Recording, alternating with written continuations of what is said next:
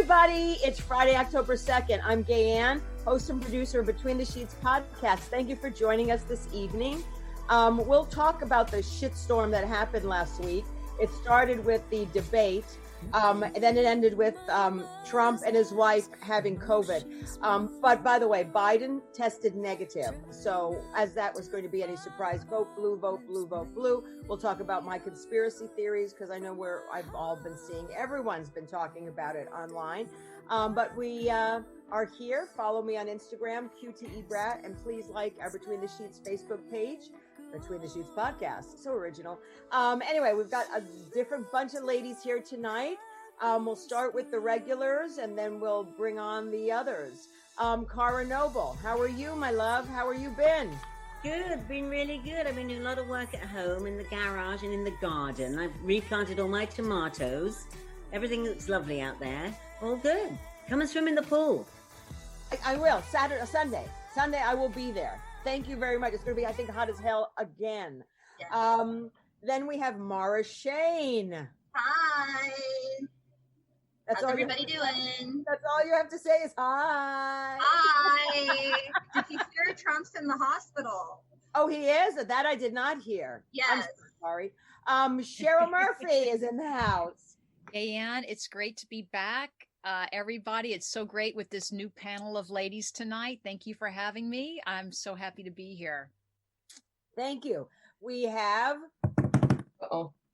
Jenny McNulty. Hey, that looks very strange. What's going on? I love that. We're going to get that out of there. Sorry. Hi, guys. I am Jenny McNulty, even though I'm looking really weird. Now I'm back. We'll fix all this. Hi, guys. I like you. I love to see you. Oh, excuse me. I forgot to say hello. And I love the fact, Cara, that you mentioned garden and garage and tomatoes. We are going to have a delightful show. I will not stop talking like this. Don't ask me to. I shan't. I think we should all talk British for this. We should. Oh my God. Lovely. So I know we love tomatoes. It's true. Tomatoes, potatoes, who knows? But hey, cool news. Right before Jenny texted me, she goes, hey, what are you doing on Monday? Want to be on Pandemic Password? And I'm like, yeah, had to move a CBS call for it because I love that show. So thank you so much, Jenny. Thank you for doing it. Thanks. I won't tell us all. Yeah, no one else will know either. Shh. Also, now we have a very good friend of mine. She is the initiator founder of the Hollywood Times. She is has a beauty with the pen and beauty with the word, and it's Valerie Milano is joining us this evening. Ladies, hi viewers. I'm looking forward to a really fun show with my friend Fiona and my friends behind the scenes. So thank you for having me, Gaye Ann. Well, you're welcome. Thank you. Now, all right, I'm going to introduce the guest. You know that I hate this part. It's just too much, and it just is blah, blah, blah, blah, blah. But Fiona, I met Fiona very briefly the first time at a Woman on a Roll event. Yes, at a theater, at the Gay and Lesbian Center. And a friend of mine said, don't you know Fiona? And that was Diane Viox. I said, I do not. And she's like, oh, you have to get to know her. You have to get her on your show. I'm like, okay. And then obviously I've seen her other times. When I started my Facebook live chats, she started what is now known as her Corona Life Poetry, Left Coast Lesbian Lunch, Crying in Bed with Fiona show. And it is on daily at 1 p.m. Pacific on her Facebook page, Fiona Goodwin. We'll talk about that. But then I started watching that, and then I was hooked. But prior to that, she is an LA-based stand-up comedian. She's a high school behavioral specialist on the TV show Britain's Worst Teenager. That was pre-COVID, I'm sure, right? Oh, my goodness. Pre-America. Pre-America. Mm-hmm. Oh, my God, you were a missionary in Honduras. Wow. You kissed a girl there in the jungle while wearing a Satan costume. God, there's going to be so much we're going to have to talk about. Got indulged in tea and scones in the Cotswolds and tea in Peru. Is that ayahuasca? Mm-hmm. Me too. I did that too. She touched the kindergartens in Florence. Falling in love with an Australian cellist. Oh, and this is big sigh, everybody. Oh. Oh. She enjoys cycling in France, eating churros in Nerja, fishing in Positano, and drinking Moet Chandon in Hollywood. Are you single? What you are describing what I want from my life. I know this finger is not spoken for Fiona. If you are wondering which one of these is the real Fiona, the answer is all of them. She is an adventurer, but she also has a very funny show, which I have not seen yet, but so many women have told me about it. And I think I had tickets and I was going to see it, but then I think COVID happened. So the shows were postponed. And that is a very British Lesbian. It's a solo play about saving one's own life. So, plus, you're like a psychologist too, aren't you? Like a brainiac person? It's like a psychotherapist. Yeah. So you sort of have like the left brain and the right brain working at the same time. Yeah, mostly right. Some yeah, me too. I mean, my brain sometimes works, but I see where you're going. So, yes. Like, how did you, let's see, I don't even know how to start. When you were a child, I mean, like, what did you want to be, like when you grew up, and how different is that path than where you are now? Right. Well, first of all, can I just say, I feel like I'm on the L Word. Yes. Might be Shane. What a stunning group of women. I know some of them are straight, which is unfortunate, but who knows after time. Anyway, so yes, your question, Gaye, was what did I want to be as a child? What I wanted to be as a child was a grown-up, so I could get my own place. That's it, really. That was my goal, to get out. I mean, was your family life not great, or? It was. I mean, Mum did her best. Single mum, traumatized. I do this thing where I just go immediate into heavy. Mum was traumatized by being evacuated during the war, and she brought that all to our family. And then father left, and she was troubled. So yeah. Wow. Answer the question. Wow. Second question, which is a little lighter. What's your sign, Fiona? Pisces. Ah, Pisces, a water sign. All right. Well, how did you? I mean, what you don't understand, and is I'm a little kinetic and ADHD, so we go all over the place. But so does everybody else on this thing. Mm-hmm. So, how did you come up with the play, A Very British Lesbian? Well, I impersonated a straight person probably till I was about 48, and not privately, obviously. And then when I came out, I suddenly realized I was a stand-up comic. Who knew? Not everybody knows that, even now, but never mind. And then I started doing spoken. I realized I wanted to perform. I came out at 48 and suddenly thought, oh my goodness, I want to perform. So I did a show called A Very British Exorcism, which was the reenactment of a couple of my exorcisms. I say my exorcisms. I mean, they were exorcisms being done to me to help me, to release me from the curse of being a homosexual. Are you kidding? No, wow. Was that your parents sent you to do that, or why did you do that? They didn't know any of this was going on. I went to the church because they were kind to me, and they always were kind to me. The Catholic church? What's that? It was a fundamentalist, happy clappy. Mm. I can speak in tongues. And they told you that you needed to be exercised, and then you couldn't be a lesbian anymore. Didn't you know that, Cara? Well, no, I didn't know that about you. I know it happens. Because I've seen Religulous. Yeah, and maybe it could work the other way, Cara. Do you know what I mean? No. Just saying, not straight, right? You're right. Never say never. I agree. We could cast out the spirit of straightness. Yes. I know I saw you in Provincetown, and I know that part of your act is the nunnery. You're going to join the nunnery. So what do you think about that? Is it easier to be the nun than a lesbian? Well, they're one and the same thing. Nuns wear funny clothes, and they have outlandish beliefs. They spend a lot of time on their knees. It's not that different. That's what I said. So everyone, if you want to talk to any of us, especially Fiona, you can call in 323-524-2599. 323-524-2599. Hey, Tony, can you run that number too while we're on, so I don't have to keep repeating it if people want to call? Again, if you're on, just hold on. We'll get to you. Don't hang up. If you get disconnected, please call back. 323-524-2599. So Val, you had another question. I know you did. I was just curious too. I know that you performed at the Edinburgh Fringe Festival, and I just want to say I'm volunteering to go help you next time promote.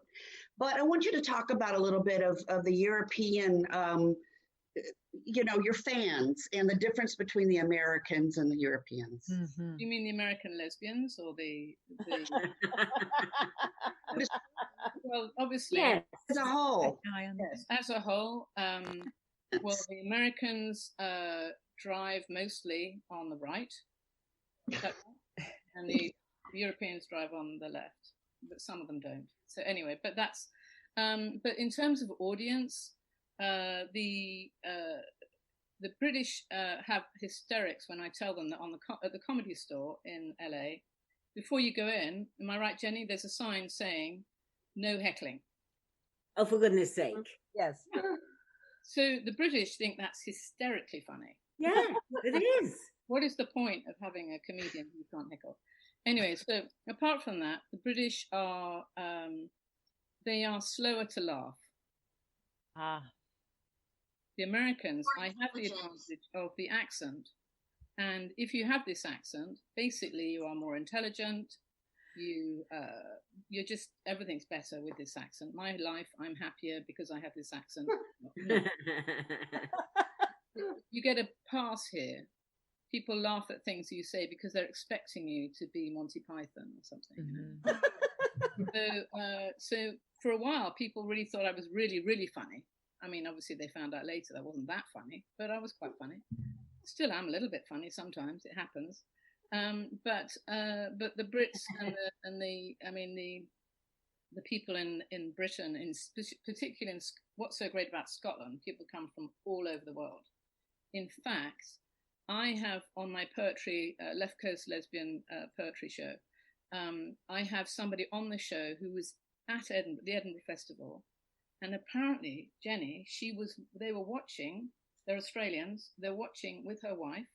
They were watching the football match and they were trying to get a look at you, right? And I was running up and down like they basically come from Australia to see you, okay? All the way to Provincetown. And I'm running up and down the pitch and they're getting annoyed with me because I'm blocking the view of you, right? So anyway, so a little bit later, I'm actually talking to them. I stepped on this woman's foot twice and almost fell into her wife's lap.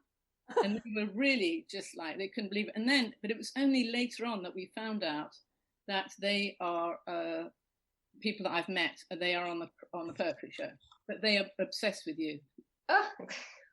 Well, there are a lot of crazy people out there, Fiona. What can I say? Oh, no. Hey, guess what? We have our first caller. Ooh. Tony, patch him in. Hello, welcome to Between the Sheets. What's your name? Hello? Hello? There's a party. Come in. Who's calling? Hello? What's your name? Hello? Hello? I don't think that's going anywhere. I don't think so either. Let's hang up, and if they want to call someone's up. Pants called you, Fiona. Or their slacks. Or trousers. Would you call them trousers? Yeah, sides, mate. Sides. Absolutely. Yeah. So, Fiona, what part of England are you from? Like you know, Gaye Ann. I'm kidding. I'm just kidding. Hold on. I lived there for 1 year. I'm kidding. Good. I started in Hertfordshire, Hereford, and no, not really, Hertfordshire. And then we moved to Cambridge. And then I moved to Warwickshire. And most recently, I lived in London. Living on the edge then? Oh, always. Difference between British lesbians and American lesbians? Well, apart from the side of the road they drive on, they are British lesbians. I don't find. I mean, there isn't a lot of glamour in the lesbian community here, apart from on this show. I mean, look at you. I can't believe it. But they're more kind of hearty and sort of just more British, I suppose. They're just like less, they're more, they won't get super dressed up for things. Seriously? See, now I always thought Europeans, and obviously, you know, that they would more than the Americans. Right. Well, if they are going out to a really special do, when I had some friends come to Hollywood when I was first here, and they arrived wearing their little black dresses, which is the uniform if you're going out for dinner or something, just a little black dress. That's it. Right. With high heels. My neighbors thought I was going to a funeral. They couldn't understand why people. So there's that extreme. If it's a really, you know, if it's a gala or something like that, yes, the little black dress. What are the gay nightclubs like? Because when I was there in the 80s. I don't particularly, I mean, I wasn't gay. I mean, right. You know, the club that I hung out with the most and probably the only one was Tramps. So, but that was a straight private club. Right. So I never really went in the mainstream because I was a little bit of a snob back then. So what are like lesbian clubs like in London? I have no idea. You've never went? Called the Sombrero. I mean, the straight ladies probably know better. I mean, the college knows better than I do. But he can tell you what the convents are like there, though. Right, exactly. You know what? After a certain hour, the nuns just bring down a disco ball. Does it really matter? Talk for hours about the convent, but you know, but no, as I said, I was impersonating a straight person. Right. So if I saw a lesbian or someone who looked, you know, who maybe had short hair and big boots, I would just, you know, I would walk on the other side of the street. Wow. I was that frightened. I mean, not obviously in my 40s, but. Well, how old were you? Okay, here, hold on. We have another caller named. Yay. Hold on, let's see what's her name. Hold on. Her name is Patricia Ferrari. Oh, she's one of my tribe. Let's say hello. Patricia? Hey. Hi, welcome to Between the Sheets. I'm sure you have a question for Fiona. Oh, I don't have a question, Fiona. I am just supporting Fiona because she is so beautiful. Oh. I was also at the Provincetown football game last year too. I sat behind Susan Aston. Really? And Jenny McNulty was the cutest referee of them all. Oh. But were you fighting to see Jenny McNulty or were you fighting to see me, Patty? I was actually looking at the football game, watching all the hot women play football. There you go. There you go. Right. And for the record, I've given up the referee. Karen O'Donnell was the ref because everyone yelled at me too much the past few years. I'm like, shut up. This is fun. They take it very, very seriously. So I was the announcer. Wow. Oh, that's awesome. That's awesome. I want to say Patty has written some beautiful poems for the poetry show. Oh. And, really inspired by Fiona's awesome poem. Yeah, my awesome. Hey, Patty, where do you live? Where are you calling from? Pittsfield, Massachusetts. It's the Berkshires. Yes. You're one of my tribe. Are you Italian? Yes. You're one of my tribe. Welcome. Well, if there's anyone else that wants to talk to Patty, or Patty, you have any questions for anybody else, please do. Otherwise, I really appreciate you calling, supporting Fiona, and checking out Between the Sheets. Thank you so much. Absolutely. Thank you very much. This is my first podcast call, so this is a big deal for me, too. Yay. Hey. Kind of, for us, I was too. kind of scared to call because Fiona said you guys were so smart, and I was like, ooh, should I call in or not? So I was like, I got to call in. You know We're what? not really smart. We've just learned to talk like this. That's what it is. Frankly, if this is your first podcast, I love that Between the Sheets has broken your cherry. So thank you.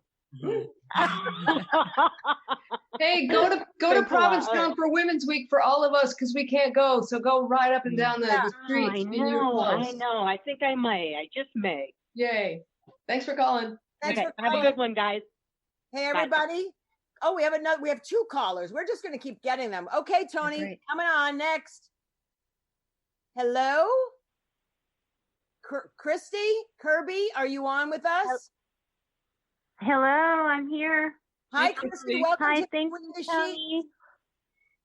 Hi, I just wanted to say hi, Fiona, and thank you for all your heart and the workshops you do for us to help us. And I was curious about your ayahuasca journeys because my son wanted to take me to the beach and drop LSD, and I wanted to know what that was like. Yeah, Ooh, I'm no not. different. I'm not an expert on the LSD. I think you'd have to talk to Jenny McNulty for that. I gotcha. But ayahuasca, And I recommend it. It's more of a guided journey, though, right? Isn't it, Fiona? It's not like just, hey, I'm going to pop some and put in the Simpsons or anything, isn't it? More of a journey. Yeah, it's a spiritual journey. No, I mean, so just in terms of dropping acid with your son, it might get weird. Just make sure someone there is like not dropping acid. That would be my suggestion. I recommend supervision. Ari, you've done ayahuasca, haven't you? I have not done it. No, I mean, I've heard lots of stories, good and bad. So, but I'm not going to try it. There's some things you can't do. I'm never going to go skiing again. I'm never going to scuba dive again. I'm never going to do ayahuasca. I may go lesbian. I don't know. Oh, we should. Mara, we should. Hey, Cheryl, have you ever done, I mean, you're spiritual. Have you ever done Yeah, no, I've never done it. I've heard both good and bad things, but I know that if like Fiona said, if you have a guide, and it's treated as a sacred ceremonial practice, it could really be quite profound. It is. Right? And life-changing. Yeah, the vomiting kind of separates out the recreational users. Yeah, I agree. I mean, it was, Christy, are you still on the line? Do you have any other questions, sweetheart? I'm still here, and I just wanted to say Fiona is awesome, and we all love her, and we're part of her tribe, and she does awesome workshops. So go to Fiona at FionaGoodwin.com, and you'll be coached forever. And her sparkling blue eyes are amazing. And the trend is blue. Vote blue. Vote blue. Yeah. Thank you, Christy. Have a good evening. Thanks for calling in to Between the Sheets. I'll pay you later. Absolutely. Bye-bye. Hi, we have another caller. We have Brenda. Brenda. Are you here, Brenda? Friend, hi, Fiona. Oh my goodness, look at this. Yeah. I just want Fiona to know that the tribe is here for her. Oh. Yes, Fiona, hi. Laura's here, and Maria, and Patty, and so many people are here for you. We love you so much and appreciate all you do for us. Thank you, Bram. And when you started the Corona Poetry Live, my first poem was about my anxiety and my insomnia. I was just going insane with COVID and all the worries. And now we're all in such a good place. I'm in a good place, a great personal journey and a spiritual one as well. And thank you for guiding me every day by being such a great role model for us all. Oh my Love goodness. ya. Yeah. Thank you, Bram. Thank you, Bram. Thanks, Brenda. That was packed full of Thank you. That's all. Thank you. love. Speaking from my heart, Fiona. You're so sweet, my love. Thank you. So I need to know, what are these workshops, Fiona? Yeah, exactly. I was going to go there. What do you do that you have profoundly changed people's lives? Obviously, I've paid them. Don't even. No. So I started off with the Corona Live Poetry, and then there was clearly such a response because of COVID and people being where they were in the place they were in. So I said, let's have more intimate groups where I can also flip into the role of psychotherapist and to support people. So that we have workshops. I've got 2 going at the moment. Workshops with about 9 or 10 people in them. And then they do the workshops, and then they've decided they wanted to continue, so they keep it. So I just do them like really such a response because of COVID and people being where they were and the place they were in. So I said, let's have more intimate groups where I can also flip into the role of psychotherapist. I just heard myself to support people. Something weird. It was a really important point. I was looking for it. You're a ventriloquist. I know. I'm like, what's going on? Okay. So anyway. She sounds great. Yeah. Whoever she is, she's dateable and intelligent. So bloody intelligent. Oh, hold on. We have Rosella Gomez on the line. Oh my goodness. Hi, Rosella. Rosella, are you there? Tony, Tony, did you go bye-bye? Can you? No, I'm here. Oh, how are you? Welcome to Between the Sheets. Oh, thank you. This is awesome. Would you like to say something to Fiona or impart any good words about Fiona? I feel like it's a Fiona roast this evening. I would love to just say how beautiful Fiona looks and how lovely she is. She is just the most beautiful person, and she has the most wonderful soul. Her eyes just beam and shine with so much love and joy. And she's helped so many people. Thank you, Rosella. You're so sweet. Amazing. You're so Thank sweet. you, Rosella. Rosella, can I tell them a little bit about you? Yes. Absolutely. Okay, so when Rosella first came on Corona Live Poetry Left Coast Lesbian Lunch Crying in Bed with Fiona show, she'd lost her job because of COVID. She had health issues and she lost her home. So that's how it was for her when she first came on. And so we've been able to support her as a tribe, which is great. Oh, that's beautiful. Oh my goodness. Thank you, Rosella. Thank you, Rosella. Thank you. Have a good night. You too. Bye-bye, Fiona. Bye, Rosella. See you soon. So, Fiona, Okay, hon. do you have poetry? Do you have like a poem that you could read to us this evening? Sure. Yeah, I could do that. I mean, I'm not a poet, you know. What does it matter? You write. I've heard you. I just came up with an idea to a way of keeping myself sane, and that's what happened. Okay, so I will have to go on my phone. So I don't do the show, by the way, every day. Now I only do it on a Monday and Friday. Okay. So the workshops, otherwise I wouldn't be able to do it all. So I hope you don't all hate me for all these lovely calls that are coming in. Oh, they're beautiful. Yeah, they are. So this was my poem today. It's called Gone Girl. And she's in there somewhere, you know, the voice. She's been gone for a few days now. The first day she was missing, I wasn't that bothered, but everything was running fairly smoothly. And then I noticed a void, a cold space, as if a ghost walked by and took me with her. I went willingly, unconsciously, didn't put up a fight. I really need her back. She's the best part of me. I'll tell her I'm sorry and ask if we could talk. I know she'll be able to explain everything. It is a wow. I like it. I'm going to start tuning in. We have Amy on the line. Tony, is Amy still here? Is it Amy? Was it Amy? I'm still here. It's Amy from Amy. Boston. Thank you from Boston. Welcome to Between the Sheets. What praise would you like to give Fiona in the next 3 seconds? Well, okay. I guess I'll start by chanting because she likes when we chant for her, and it's Fiona, Fiona, Fiona. Amy, I don't think that's helping. That's not helping the cause. Not the start yet? No, I just wanted to say, like, what Fiona's doing for a large number of women, mostly lesbians. We have a couple of male followers too, is really, you know, pushes us forward in a time that could really take us down. So I wanted to just thank her and tell her to keep doing the great work and keep offering the workshops to these wonderful people. Thank you, Amy. Well, thank you, Amy. I appreciate that. Thanks. We everybody does love Fiona. I mean, what's not to love about Fiona? Oh, lordy. Let's just make you squirm even more. Let's make you squirm. You said nothing about my pretty blue eyes, though. Was I supposed to say yes? Right. You're looking so fantastic, my lovely. Your eyes are shining like the blue of the sky. Thank you. Good. Okay. Yeah, we have. I'll hold that compliment when I see you face to face again, Fiona. Remember that. Remember her lovely blue eyes. Oh, I can't forget them. I've seen them. Well, thank you so much, Amy. I appreciate you tuning in to Between the Sheets. Thank you so much. Thank you all. Take care. We have another caller, Lauren, and then we'll get to some Q&As on the show.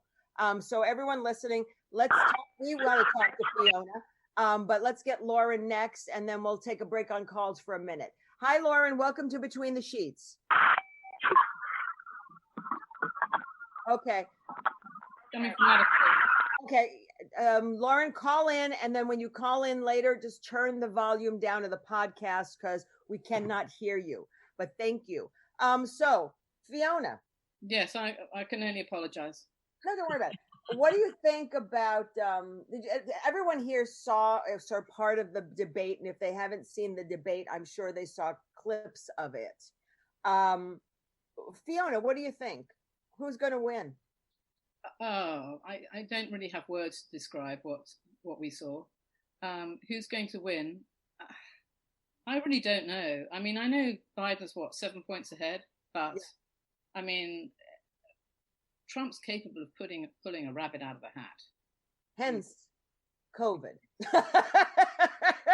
My opinion. Now, Mara said he was in the hospital, right? Yeah. One of the things I'm really happy about is that when it came out about him having COVID, I was so relieved that people weren't saying, maybe there are people saying good or something like that. But I'm just so grateful that people are being civil, because this is an opportunity to demonstrate civility, and we have been missing it somewhat. Even Biden's side of the, decided not to. Did you guys hear this? Decided not to post any of negative commercials against him for this time right now. Wow. I couldn't believe that. That's beautiful. Well, I mean, Biden is a gentleman. I mean, he really is a gentleman. I think, even in the way he conducted himself. I mean, think about like the way Trump was just going at him, and except for I think even when he said, "Shut up, man." I mean, that's probably all he got. You know what I mean? But that was still, very polite. I would have walked off the stage, but then I'm the hot-headed Italian, so it doesn't matter. But I I listened to it, and what bothered me is at some point, I didn't listen to what they were saying because the volume was just so deafening that I just couldn't, it's like I couldn't listen. It was hurting me.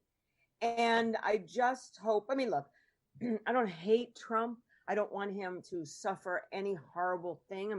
Yes, he has COVID, but I don't want anything horrible to happen to him. I hope he recovers just like I would anybody wishing that had it. But I do not think he's fit to be president, period. So, vote blue. That's all I'm saying. Just me. Are you going to get into your conspiracy theories about this? Oh my goodness. I've seen people talking about this, this is another tactic for Trump to, to win the election. Is just, he doesn't really have it, or I don't know. Well, the conspiracy theorists are saying that, obviously, does he have COVID? Does he really not have COVID? Has he had COVID and just been keeping it quiet? Did he give the aide COVID? The aide COVID. There's all that, and it's like, and then does he have? Is he having COVID now because he doesn't want to, do any more debates right now, because of whatever reason? That he, does he? What's the other thing they were saying? The other thing is his tax returns. That's another thing. Everyone feels sorry for him when he's just told the entire country that he's a thief and a liar. And then the other thing is that, that there is a vaccine of some sort in the works, whether it's true or not. And then suddenly he'll be recovered from COVID and saying, see, I've been working on the vaccine. That comes in time. And therefore, when that comes in, guess what?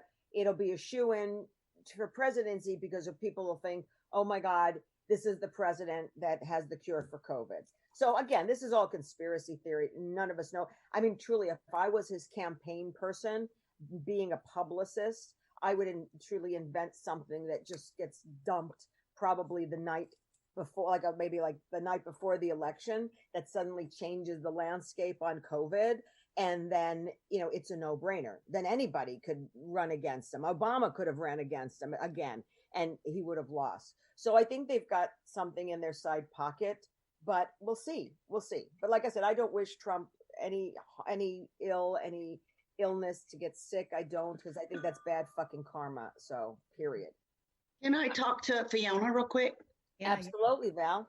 Politics, but I just want to ask her because I know we're going to run out of time, and I really want her to talk about her psychotherapy because I have a daughter that's came out when she was in college, and she doesn't believe in labeling. And I know Gaye Ann has been really touched on this subject quite a bit.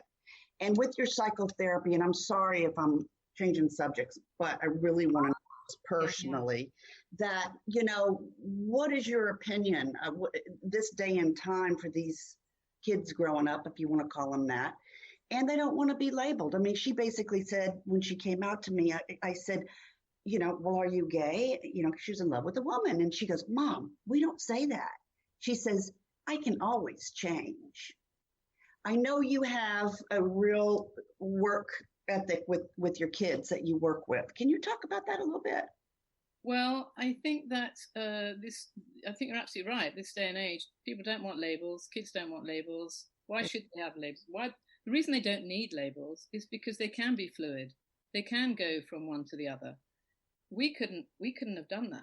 I mean, I couldn't have done that. I mean, But you did. I did. Not till later, though, right? Not till last week. Yes, exactly. So it took me such a long time. But one of the reasons I didn't come out sooner was because I had the conviction that I was, you know, I read a lot of Carl Jung and Carl Rogers, and I had this conviction that if I healed my relationship with my mother, that I wouldn't be gay anymore. So I spent basically 48 years in therapy, training as a therapist, waiting for the moment when I would walk down the street and look at a guy and go, "Oh my God, it didn't happen." And then the thought of then coming out and then going back in the closet, or then saying, "Oh, but I'm not gay really," that would have just been so embarrassing. But now these kids, they don't care, and why should they? Sorry, I think that there's that society and being in this day and age and the millennials, I mean, it's wonderful. You can see how much more enlightened that they are, but also we've come a long way. I mean, back when you were struggling with what you were struggling, you know, with this whole thing, it wasn't out there. It wasn't considered cool. It wasn't acceptable. So I think that, you know, your Val's daughter is lucky in a way that she's a part of this generation that is so much more cool with this. It's not just generational, though. Yes, that's true, Mara. I completely agree with you. But if you look at different places in the country, it would still be an issue to, you know, to come out. You know, whether you wouldn't want the label just because you wouldn't want to be different in some places. Yeah, still. Right. I agree. So but, your daughter's very lucky to have you, to, you know, that you're so cool. And does it bother you that she doesn't want a label? No, not at all. I just didn't know how to, I didn't know how to deal with it. And so that was the first thing that I said, you know, and so I'm happy that these kids nowadays, and that was just my first experience. And now I'm delving into it. And so I hear other kids saying the same thing. And it's because of the fluidity. And I get that. So, I mean, but that's new now. I mean, but then, you know, but it all really is, I think whoever brought up, it depends on what part of the country, Jenny, because I mean, I'm 56, I'm going to be 57. And I grew up in New York and, you know, in the 80s. And I didn't practice, like I didn't actually go out and sort of explore my lesbianism or gayism. You were not a practicing lesbian at the the time. time? I was not a practicing lesbian back then, but I knew I was different, and I knew I had a crush on girls. But at least, like in the scene that I was in, and that was like, you know, the club scene in New York, there was a fluidity there, you know, and growing up seeing two men and two women together, and a group of people together, enjoying each other. I mean, it was not taboo for me. So I think it made my transition into realizing, you know, this is who I am fundamentally okay, because I never saw it as anything bad. And even when I came out to my mother, obviously I think my mother, that relationship with moms, it was always, what did I do? For her, it was, what did I do? Well, you named me Gaye Ann to start with. Where else was I going to go? But, hello. But, but it wasn't like, like there's some really wrenching stories that we've all heard in the community where disassociation, excommunication, throwing the people out of the house. I mean, my mother wasn't thrilled about it. She thought she was to blame at first. And then right after that, there was a beat. And she goes, so I'll never get grandchildren, will I? Oh, that's what my dad said. Because I'm an only child. And I'm like, I'm not sure about that.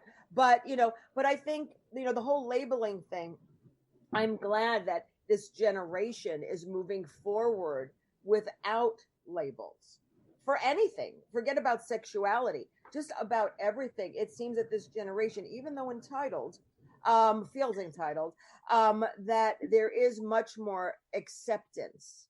But maybe it's because things are out in public more, where we had to kind of hide to some degree. I mean, what do you guys think? I agree.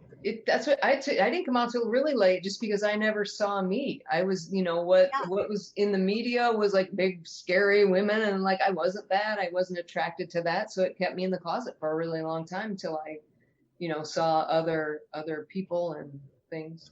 I blame the L word. Yeah. You don't blame, you credit. You credit the L word, not blame. Yes, credit. Don't blame. Normal. And I think that people are more willing to be vulnerable these days. They're starting to realize that vulnerability is a strength. It's an asset. And it's okay to, maybe show who you are, or to be original, be unique. And everyone's trying to find their own truth, So I do think that we are kind of agreeing on this now, that it's okay to kind of, if you're hurt, to show that, or if you're different, show that, or if you're the same. And then it turns out that we're all the same anyway, right? So, I mean, if we just keep being vulnerable, we'll really realize that coming together, how much we have in common, and how much we are all the same. Mm-hmm. Well, I think it's really important, especially now. I think when I was younger, I was a little bit more of a spitfire than I am now. I know, it's shocking. But I've calmed down a little bit. Man. Just a little tiny bit, as I've got, and menopause doesn't help, because I'm trying to calm down, and then all of a sudden that rage comes in with menopause. There's a mood swing, so I'm like imbalanced all the time. I keep saying to a friend of mine, I said, I'm sorry I'm such a bitch, menopause. But I think it is so important, like communication and wearing one's heart on their sleeve, and emotion, and just being out there and not looking for acceptance. I think our generation, we looked for acceptance from people. We people please just to be accepted. Whether you're gay or straight, I think that was our generation. I just think now, and even at my age, it's like, I don't care. This is who I am, and accept me or not. I'm not changing, I think that people pleasing is a gender thing too. I think in general, especially our age, women feel like they've got to be more, pleasant and people pleasing, I think. But what is it like for you guys? Are you Karen, Fiona, are you like, you fucking whiny ass baby Americans? Is it the same there in terms of the fluidity and the acceptance that, I mean, I don't know how long it's been since you guys have even been back there to comment on it, but do you go, Karen? Well, a long time. I mean, I was there right up until 1999. Then I moved here, and of course I visit often. But it's hard for me to say, because honestly, it's not my world. The only thing I can comment on is that I have one son, and I tell him off all the time because he's not gay. What a nice gay boy, son, and he's not. So what I can tell you. So I think, just like any country, you grow up in the countryside. I mean, you're the only gay in the village, so I don't understand that. They don't know. Little Britain. Did you see Little Britain? The show on TV. Yes, an English sitcom. It's an English sitcom. I'm only the only gay in the village. Anyway, what's it called? It's called Little Britain. Oh, A show called Little Britain. Anyway, so so you won't meet another lesbian necessarily living in the village, somewhere out in the middle of the, you know. And but if you lived in London, you'd be very much like more. I think the scene there is probably more active than Los Angeles. I mean, Los Angeles. Please tell me why there isn't a lesbian bar.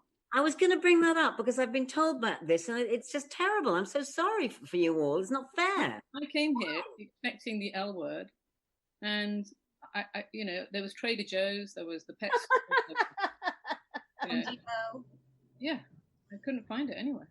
Well, here's the thing. I mean, Cara, I think it'd be really funny if you did finally get your gay son and he was like a beer drinking, sports watching, puts a hat on so he doesn't have to deal with his hair, kid. You'd be like, what are you doing? You're supposed to decorate and do my hair. Sorry, Mom, game's on.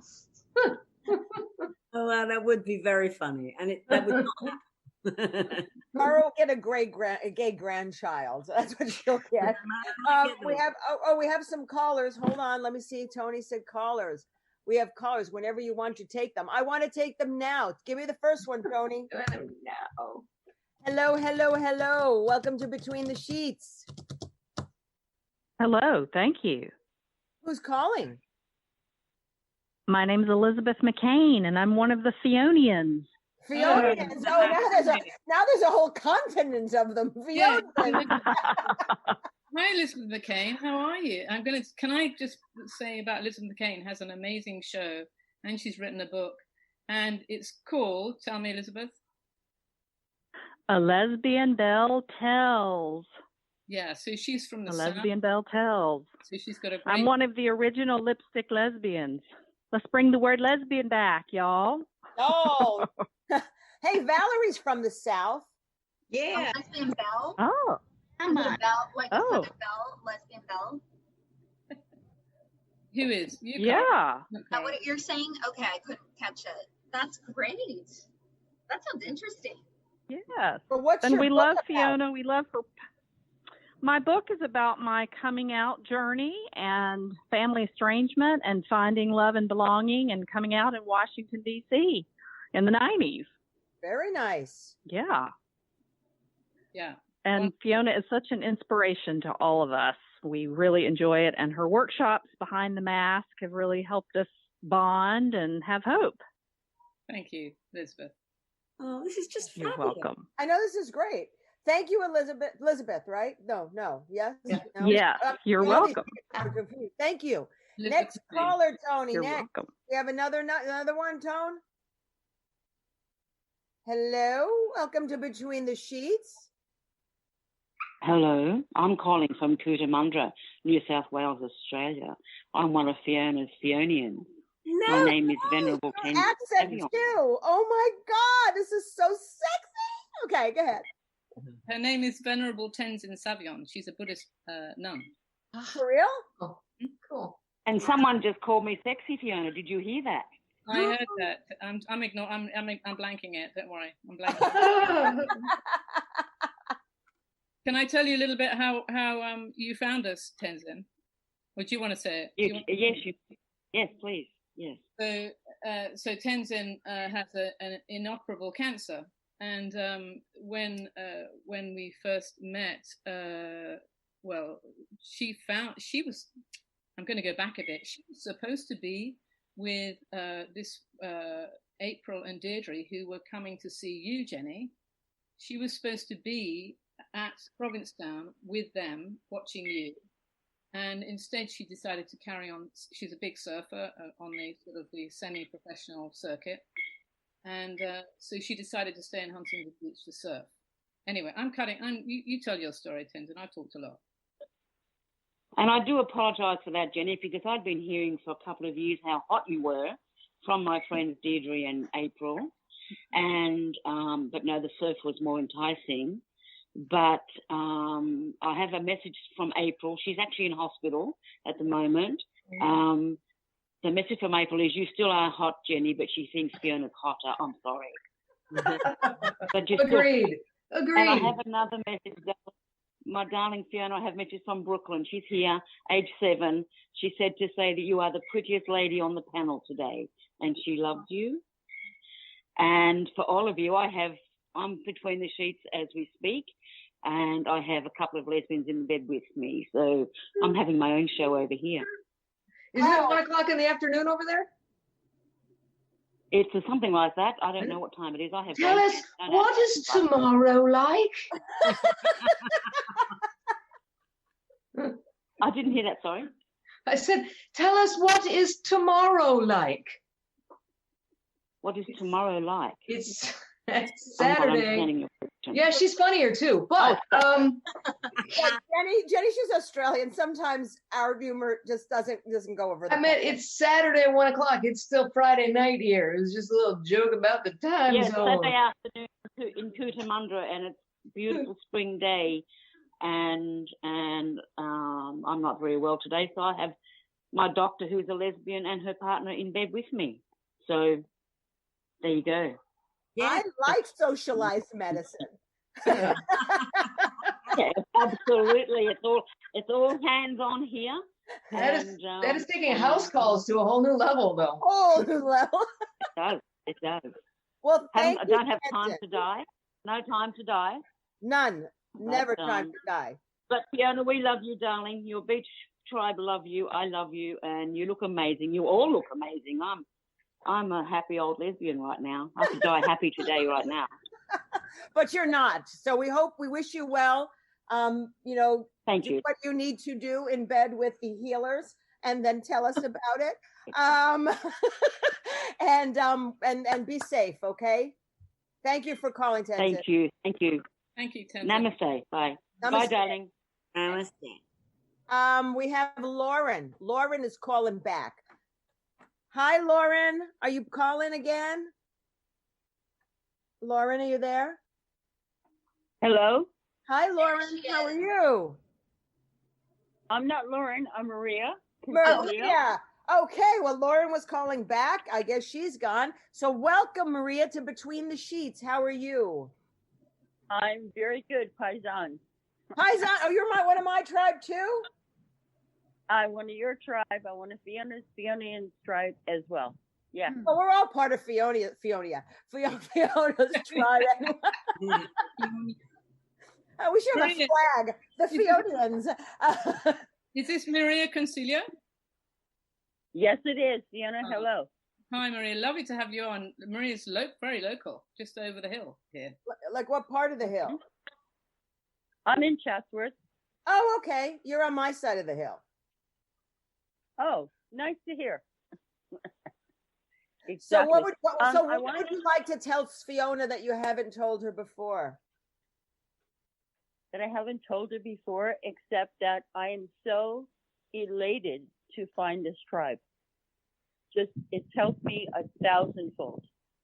Wow. And I'm just so grateful. Wow. In so many ways.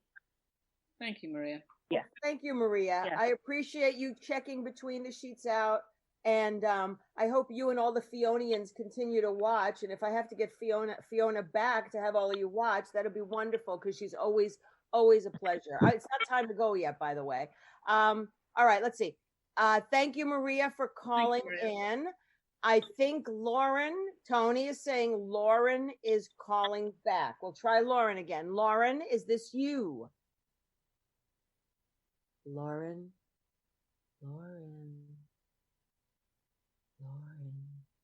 Okay, Lauren's gone. She just got sick of Gaye Ann. Screw that. All right, 5 times a charm, Lauren. 5 times a charm.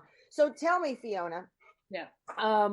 So tell us what do you think, if you had to, and I don't listen to the show all the time. What is the biggest message that you have, sort of like your general mantra or your general message that you have for your show? I've got lovely hair. I think the general message, well, the workshops I do are called Behind the Mask. Yeah. And and they're sort of COVID designed. And can I just tell you how it started? Yes, please. So how it started was I was sat in my apartment thinking, what am I going to do? And I'd been watching Tyler Henry on, his Hollywood show, The Hollywood Medium, right? Mm-hmm. Oh yeah. And I thought, I've got to do something. I've got to stop thinking about myself so much. I've got to try and do something, be of service, something. So I thought I'll do what Tyler Henry does, and to conjure up dead people, he scribbles on a piece of paper. I wasn't hoping that dead people would come. Obviously, that's not my area. But I was scribbling. I thought, you don't need the dead when you have all these alive fans. You're doing good. So I scribbled and scribbled. And I thought I'll scribble and see what happens when I do the scribbling, right? When I scribble. And I scribbled and I thought, I think I've got a little bit of I'll start writing. And anyway, the writing turned into a poem. And then, and it was just basically all about, it was, I don't know what it was about. I can't remember the poem now. It was probably about a cat. I don't know. A true lesbian. Go ahead. There you go. So then I switched on Facebook Live and I said, I've just written this poem. I was wearing some scrappy old white, t-shirt and stuff. And people came on, and I think the biggest theme is just authenticity, and how we're all just beautiful human beings. We're divine beings having a human experience. And why don't we just see if we can help each other? That's it, really. Seriously? I'd like to say something more profound, but there's nothing really. I mean, I just think your aura is profound. I just think you could just sit in that square and not say anything. I think we just feel it. Well, I'm just sitting there having coffee. So Cheryl, did you know, Fiona, that Cheryl is a medium, a psychic medium? Very excited. Yeah. Are you getting anything? Thank you. Well, you were scribbling. We were all scribbling here as you were talking about Tyler Henry. And I'm like, oh, that's a great idea. Because what it does is it moves that conscious right out of the way. It keeps you, it moves the distracted mind out of the way to let the inspiration coming in. But I don't know. I felt a book with you. I felt you were writing a book or putting a book together or getting ready to publish a book or. I've written. I'm getting ready to publish. Oh, excellent. Excellent. So fantastic. Because I just felt success around it. There might be more than one, but I know one is a big job. So, don't want to put the cart before the horse, so to speak, but it feels like there might be another one after that, after you have a. Thank you. Yeah. Have you thought of that? Yeah. I have thought of that. Yeah. Keep talking. Keep talking. Yeah. Thank you. We should talk more keep about writing. We should talk. Yeah. Keep writing. Keep writing. Thank you. Scribbling. Thank you. Appreciate it. It works for you. Thanks. But I mean, I think it's really important I always say my mantra is like love, happiness, hope, gratitude, peace, authenticity. They're very simple. It's very simple to sort of, follow just what basic rules, not even rules, what basic emotions and feelings are. And I know we tend to all get caught up sometimes in the rat race and all the bullshit where we sort of complicate our lives. And I think, with Fiona, I think a lot of people that you have helped, we all sit here and we come with baggage. And technically, I mean, the healthiest way, which I don't do either, is, do you have baggage, have a little bit of baggage, have an issue, deal with it. But it's so hard to deal with stuff along the way that we just keep piling and piling and piling stuff into our trunk until we get to a point, and it doesn't necessarily mean an age, just a consciousness where we're like, damn it, I can't do this anymore. I can't take this anymore. And I think the biggest fear with people, the biggest fear is vulnerability and taking down, as you say, that mask to sort of deal with our own inside and go through with sort of our suppressions and our repressions. And I think, taking a step, and it seems like your workshops seem to help people sort of peel away that veil to start to make that first step to deal with things, because we don't think we're all infallible. We all make mistakes, but there's also pride, there's embarrassment, there's shame. But it's like you create a forum for women to sort of sit there, and men and whoever else listens, put their stuff out there, and it's a very safe environment so they can work through things instead of feeling that they have to be someone different to be judged. I couldn't agree more. And I think that as a minority group, as lesbians, as someone who stayed in the closet pretty much till I was 48, one of the biggest things that our community carries is so much shame. And so what's been one, I mean, I didn't do the workshop particularly for lesbians, although obviously calling it lesbian lunch didn't help, or did help. It's a giveaway. Come on. Yeah. But that's what's happened is that you know, that lesbians want a forum where they can have, you know, I was going to say intelligent, but that would just be over the top, really, because I don't say anything that clever.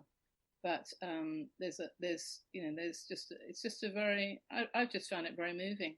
Just, you know, that I think that you asked me what I wanted to be when I was younger. I wanted to be Catherine Coleman. Do you know who Catherine Coleman is? I don't. She was an evangelist who used to like fill big football stadiums, and she had so much power that she could point at people and they'd all fall down, right? Right. Whole sections of the stadium. So obviously I've got a little bit of grandiosity and some narcissism and so on going on. But the clubs. But anyway, so I think that the fact that I shunned lesbianism for as long as I did, and now I get to be this with just just someone who's sort of not a receptacle, but you know, someone who's now, I just feel very honored that lesbians want to be in this group, and you don't have to sign anything, and it's just have to have sex with you. Is that the deal? Well, no, obviously they do have to do that. Oh, I figured. There's got to be some perks, right? So it's over Zoom though, so it's, you know.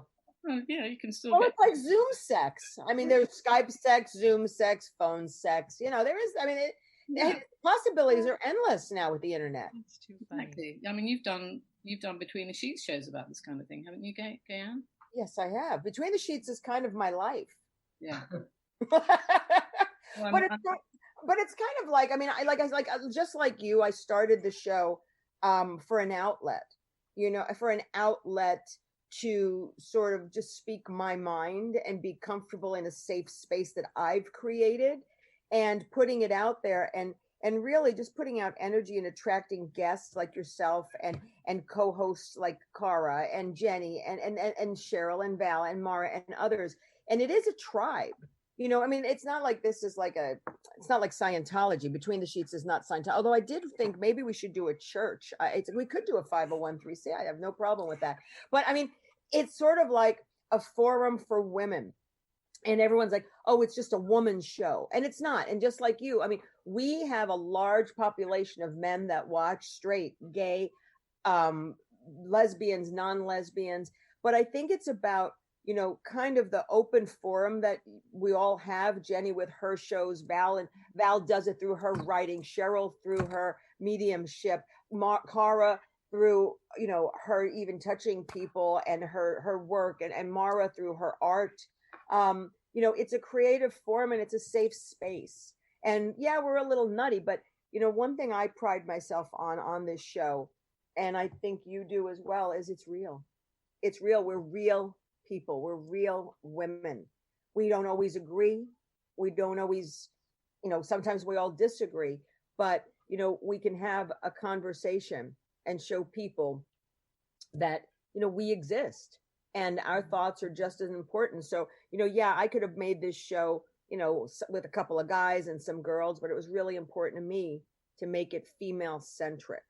And it's not even about a lesbian show. It's not a lesbian show. It's a woman show with it. And some of us happen to be lesbians, because otherwise, as you know, we always get pigeonholed. I mean, Jenny, as a comedian, for you two, both of you, both Fiona and Jenny, as a comedian, you know, are you guys like known as stand-up comedians, or are you guys, the lesbian comedians? And does that prevent both of you from getting work outside of the LGBT community because you're lesbian? I'm just curious. I have no idea. You go, Jenny.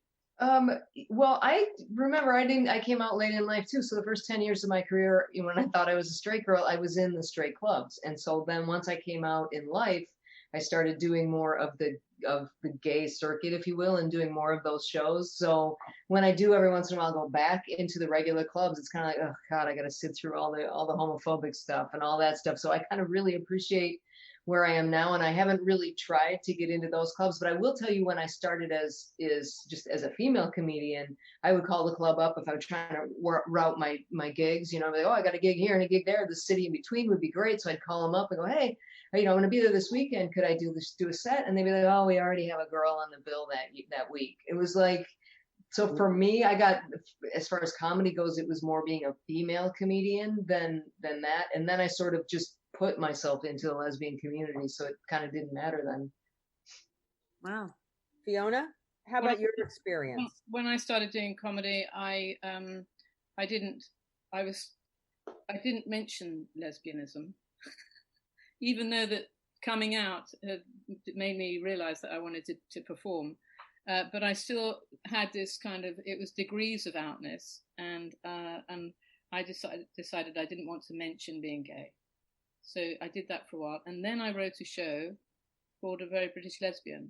Having that in the title, obviously, again, was a giveaway. not subtle. Yeah, not. So I basically define myself now, and I've been really. I started. I didn't do my first set, I don't think, till I was about 55. Oh, really? Yeah. You were a late bloomer on a lot of things. Yeah, so I'm a baby, really. I'm not like a hardened, like Jenny McNulty. I mean, she hardened. What, Jenny? What are you hardened? she's a tough. She's been out there and done it. It's the last time I don't do my hair before I do this show. My God. Literally, Jenny, if no one knows this, and some of you do, Jenny is a hardcore like sports person. So when she was getting ready for the show, and you saw the green screen and stuff in the back, and she comes and she's got her cap on and her hair was wet. I'm like, it's like I thought like she literally was pulling away from some baseball. I don't even know what sports happened. Oh, I went for a bike ride, and I needed. Oh. I needed it for my head, Gaye Ann. I love that look. Oh, hold on. We have two more callers, one after the other. You ready for them? It's Lauren again, ghosting. Laura, and the second one is Linda. So let's get Laura. Hello, Laura. Hi, hello. Hello, Gaye Ann. Long-time listener, first-time caller. Always wanted to say that. But I have to tell you, when I found Fiona, I was at my wit's end with the isolation and all the animosity that was going on in this country. And I had been an isolator for a long time, and I thought I could handle the isolation, but then it just kind of it steamrolled me over. And I guess when I found Fiona, things started to turn around.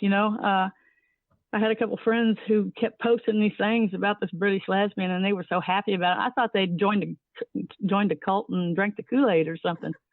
But from the first time I tuned in, I felt like I had found the place where I belong with this tribe and with this group of women. And it's not, I don't think it's about being a lesbian. I think it's about women being in a safe place. It's a safe place, whether you're straight, gay, bi, or whatever. No one's going to judge you for that. And everybody is so accepting and so nurturing and so encouraging that you can't help but kind of work on yourself, and come out of your isolation and start including other human beings in your life. Well, thank you. So, and I'm going to continue as long as it continues. I'll be there. Thank you, Laura. Thank you, Fiona. Thank you, Fiona. I appreciate it. So welcome. You're welcome. I think we have Lisa next on the line? Lisa.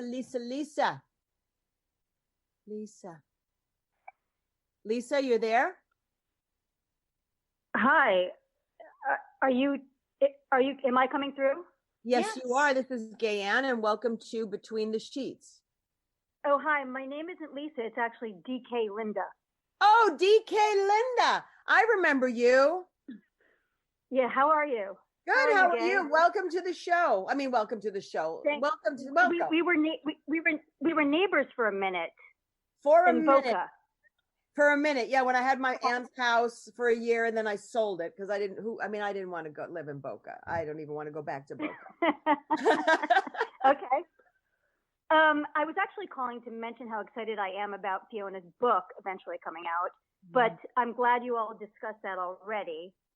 I wanted to say, I loved what Laura just said. I wanted to also mention how Fiona has been a literal bright light in what was a bit of a dark time in the initial days of COVID. I personally believe that she put out her intention and manifested all of us who found her and needed her. And I'm just so happy for her success, and I'm happy for everyone in the workshops. I'm just so thrilled, and it's so positive, and it's so wonderful. Thank you, Fiona, for everything. My question actually is for everybody, though, on the panel. How are you guys coping during COVID? How has it changed your lives and your profession, your careers? How's everybody doing? All right, I'll take it really quick. My job, I'm back. I'm back to being on set.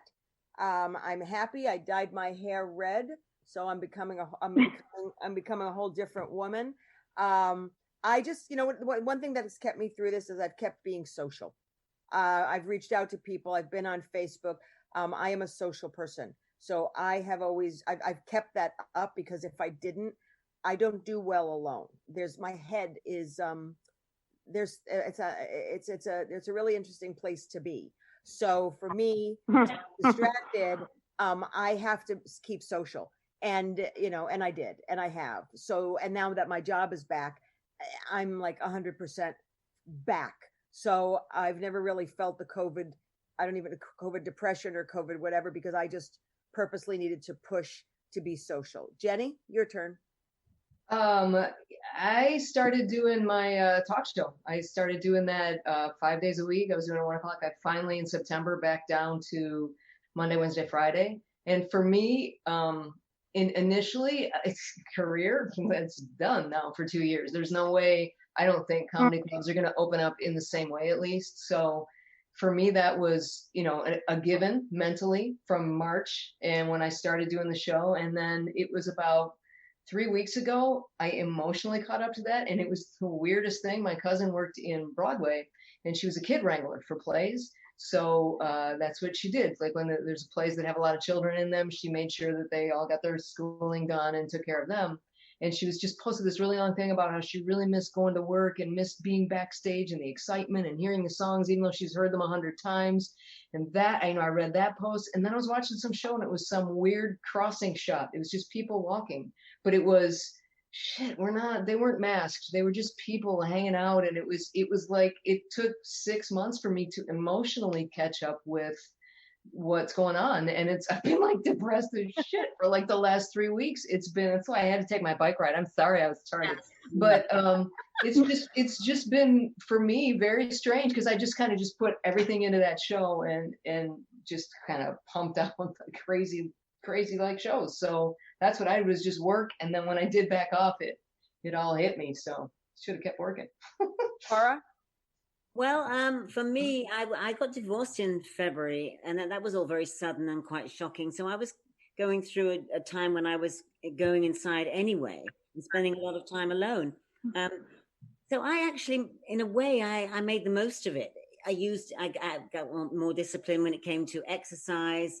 I finished my big mosaic that I have it's all done on the wall there. It's 4 foot by 6. I threw myself into a lot of things, and plus I'm a voice artist, and bizarrely I seem to have actually a little bit more work than I used to have.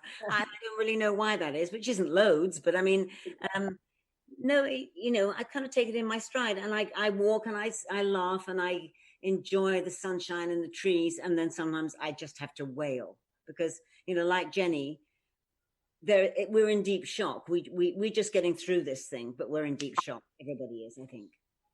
Mara? Okay. Mara? Oh, okay. I couldn't hear you. For me, it hit me right away, the depression. Right away. I started overeating to cope. The gym was closed. I didn't have any equipment really in my house. So I was stuffing my emotions, put on like 10 pounds.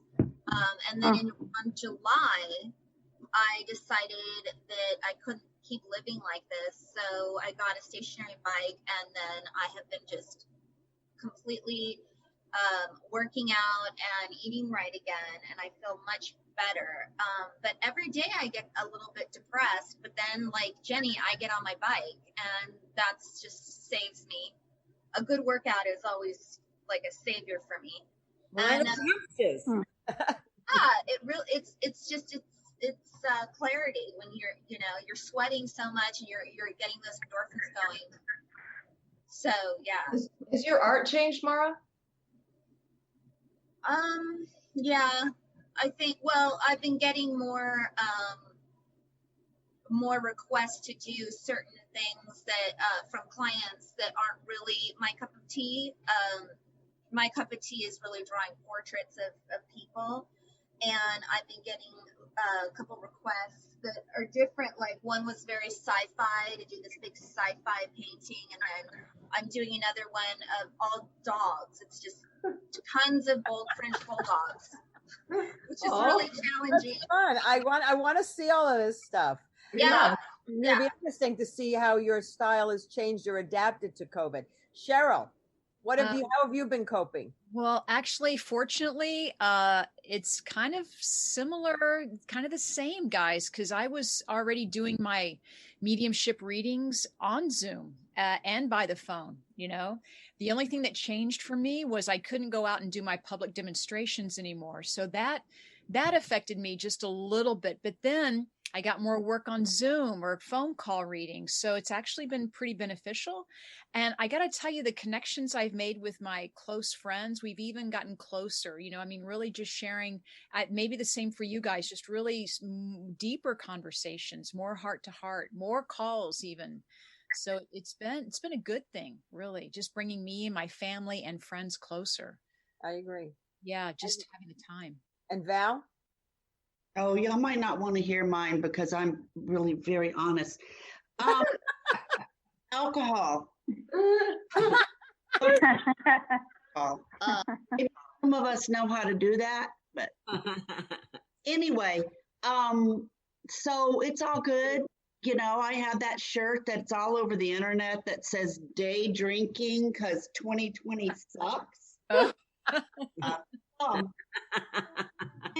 That I've gained 20 pounds. Now I'm doing everything that y'all are doing and working out and trying to eat right. And I'm not going to stop drinking, but it does keep me sane.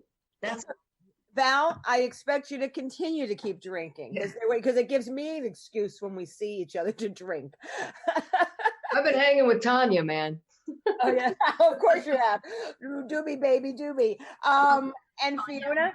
Obviously, I think the answer to the question is that's been echoed, you know, throughout all the people that have called is this is how you found your outlet. Yeah, I did.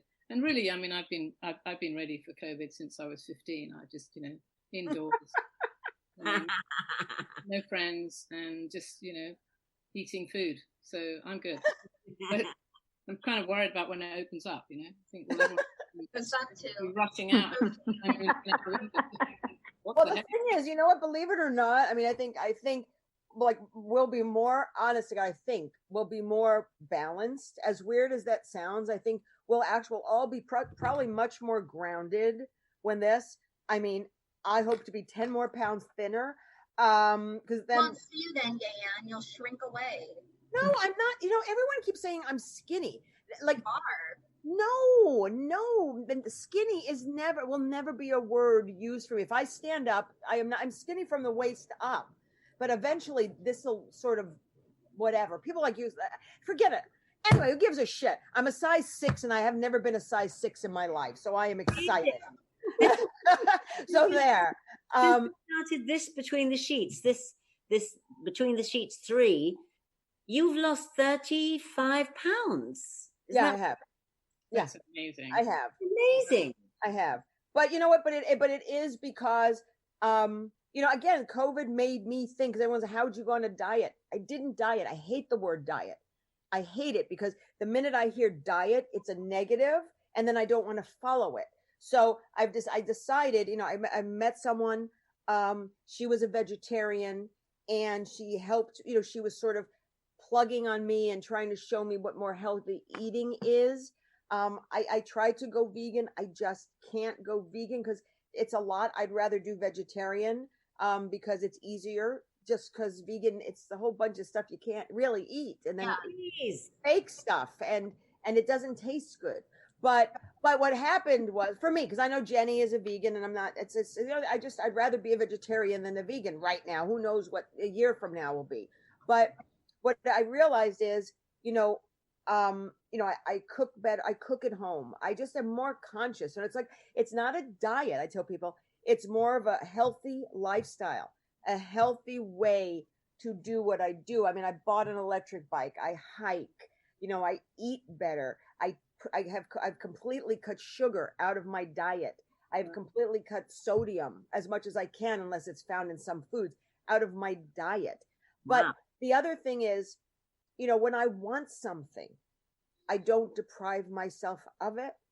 If I want McDonald's French fries, as gross as it sounds, but sometimes I will go through a drive and I'll get the tiny little one and I'll have 2 or 3, and it satisfies that memory imprint of what it tastes like, and then I'm done.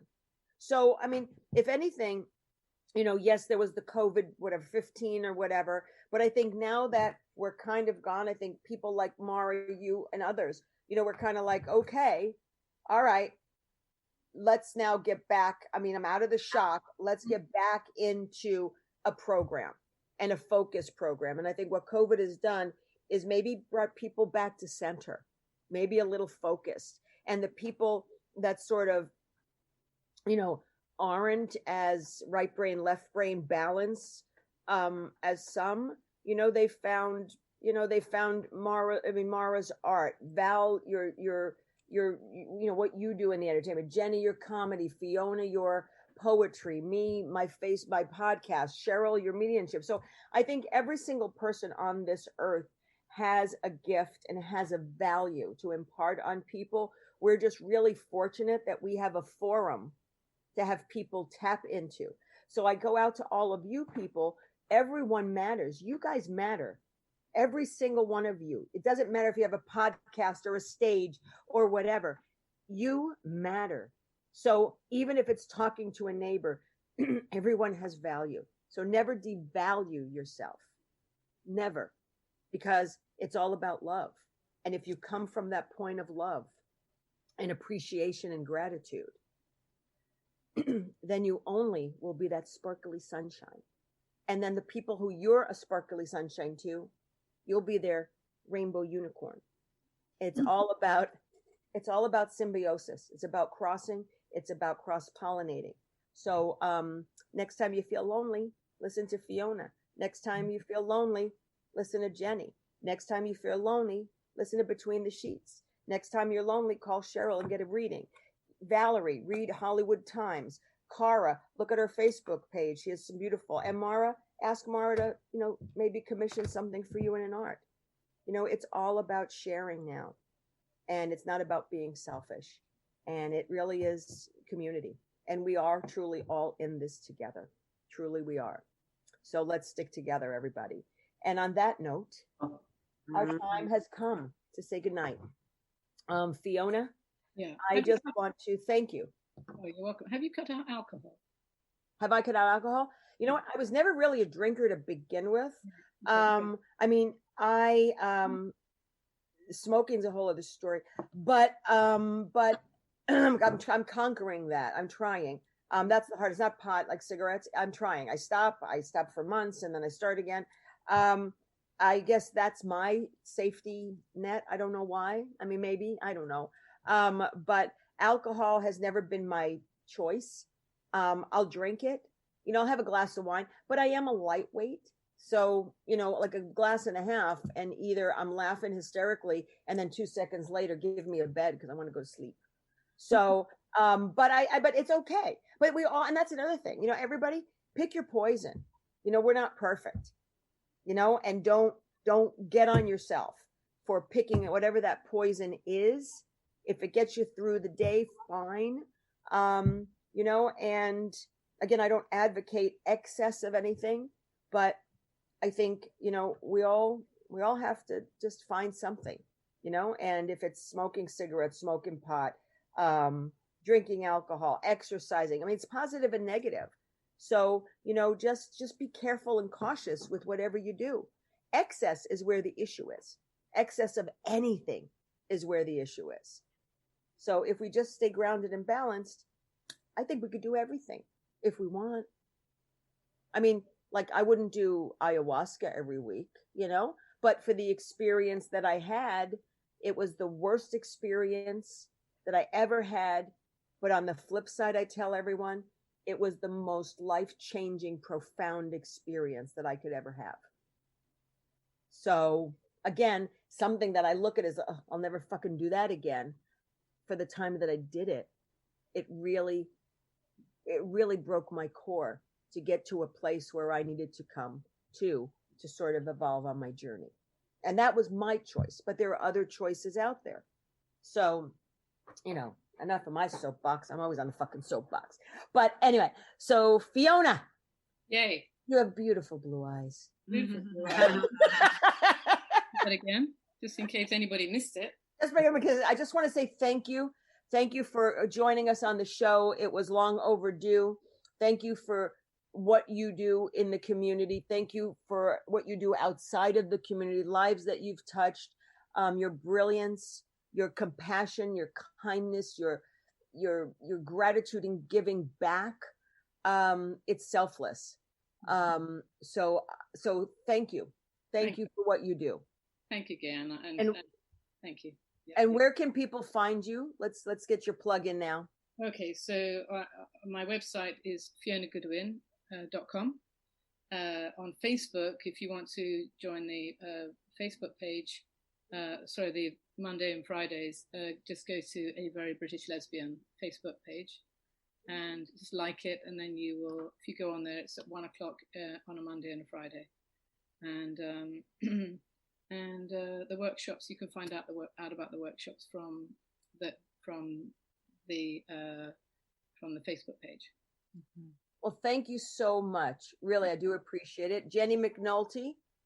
I am doing my shows also at 1:00, Monday, Wednesday, Friday, and on my Facebook page. So the name you see right there, Jenny McNulty, add fan to that. So go to Facebook, Jenny McNulty fan, 1:00. And then I've got Pandemic Password, which Gaye Ann is going to be on this Monday at 4:00 also on my page, which is just a fun, silly, crazy game show. So thank you. Thank you, Jenny. You're so cute with the little baseball cap. Your girlfriend's so lucky. I try to tell them that often. Yeah, I'm sure. Val Milano, thank you for joining us today. Tell us about the Hollywood Times, where people can find you. Tell us. We have everything entertainment, sports, television, radio, podcasts. We do reviews. And so it's called the Hollywood Times, thehollywoodtimes.today. So follow us, like us, comment, come write, come listen, come watch. Let's do this together, this family that we have. And thank you for the release that you guys wrote today to promote tonight's show and to promote promote us. So thank you, Valerie. Thank you. Another one who's selfless in the community. Thank you. Cara Noble. Yes, hi. I just want to say to Fiona, we must be missing pantomime this year, right? No panto to go and visit. But we have the election coming up. Yeah. So that's going to make up for it. Because I think every week it's going to get crazier and crazier. Just think about the 3 crazy things that happened this week. and we're not even in November yet. What a country! Both our But everybody, everybody vote. I mean, seriously, go vote. I mean, of course, you're going to hear me say vote blue because that's who I am. But in any event, I think it's our right to vote. However you vote, just don't throw away the vote. Bernie's not running. Don't write his name in. No, I mean, just either vote for fucking Trump or fucking Biden. Okay, don't write anybody else's name. They lost. We're in California. It doesn't make a difference. But, well, I know, but I'm just talking to people out there. This is not a California show. Have your voice out there. And really, don't write anybody's name in. It's bullshit. It's either Bernie, and that's Bernie. Sorry, God. No, I'm glad he's gone. It's either Biden or Trump. Pick. It does matter though, because we got to get a total number of, it's got to be a blowout. Otherwise they're going to say it wasn't, it was this. And Eric Trump even said, if it were a total blowout, we'd accept it. So, hey, challenge accepted. Let's do it. Challenge accepted. Something just came through on News Alert about Kelly Conway about COVID, but I couldn't read because I was trying to pay attention. So I don't know what's going on with her. Mara Shane. What it meant. Huh? What? You just learned what it meant. Yeah, right. Mara. Yes. Thank you for this opportunity. I love being on your show, Gaye Ann, and you can find me in various places. One is marashaneart.com. You can find me on Facebook, Mara Shane, and also on Facebook, Mara Shane Custom Designs. Well, and obviously, because you're diverting into dogs and cats and industrial. Well, so now it's a whole bunch of designs. Yes. I have to expand what I'm able to do. I can't be like a one-trick pony. Well, you're not a trick. No one. Nara will never be anybody's trick. Because I'm her big sister. That'll never happen. But no, really, thank you. Thank you, Fiona. And I just love this group of people. You guys are my people. Thanks so much. So we all have our own tribe, and eventually all the tribes, everybody has tribes. The tribes of like minds will intersect. So now the Fionians know the between the Sheetsians and vice versa. And then we've got more Ians coming up. And then we're all the McNultians, the Milanoans, the Nobleans, the Murphyans. I mean, it's, we all find look, we all are burning the same light. And everybody who's burning the same light, we ultimately all find each other, which goes right into spirituality. And there we go, Cheryl Murphy. Yeah, thank you guys. Thank you. You can reach me on my website, which is mediumcheryl.com. I have some great events coming up online, October 17th and then November 7th. And then also my Facebook page is at Medium Cheryl. So great to be here. I want to ditto what Mara said. So it's great to be with this tribe. Thank you. Everyone out there, thank you so much for joining us. We're on the first and third Friday of every month at 7 p.m. Pacific here on the United Broadcasting Network, or UBN Go. Please follow me on Instagram, QTEBrat, like the Facebook page, Between the Sheets Podcast on Facebook. I just want to say thank you. Thank you all for tuning in. Even the Fionians. I mean, I'm glad we've met them all. And it's a wonderful, wonderful tribe. I can't wait to see your flag. And your pins. I mean, Fiona for president. I think that's coming soon.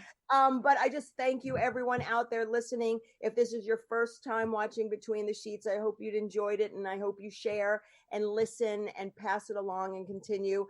The third, I can't believe it's October already. The third Friday in October. I don't have any guests yet, so I'm trying to find somebody good, somebody fun. Thank you all for tuning into the Sharon Gless show 2 weeks ago. She just sends her love. I was talking to her the other day. She must have called me 5 times to say thank you. I mean, seriously, like who the hell does that? But, as I always said, it's all about love, love, love in the world. It's always about compassion, kindness, support, gratitude, peace. I always like to say hugs, and I always give you guys a virtual hug because we can't hug for reals anymore. But I know you can. I know, Cara. I'll probably hug you on Sunday. Yes, I will. So, but put your best foot forward. It doesn't matter what other people think, as long as you have this in your heart, and it emanates out. then you will attract the right people, just like we've attracted each other. So always be who you are. Don't change. Don't let anyone try and change you. Don't fit the square in the peg. Find other pegs or other squares. And on that note, everybody, be safe, be well, follow the rules, whatever your rules are. And as always, thank you. Thank you, Tony, for running the boards tonight. And as always, namaste. Have a great night. Cue the song, Tony. Bye, everybody. Thank you. See you in 2 weeks. Thank you. Bye. Thanks, everyone.